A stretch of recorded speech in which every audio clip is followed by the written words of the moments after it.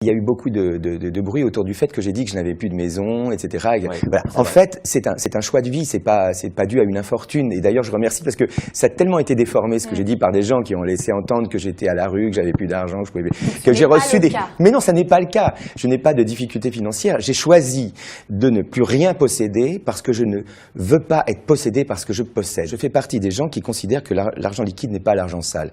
Moi, pour moi, l'argent sale, c'est le faux argent.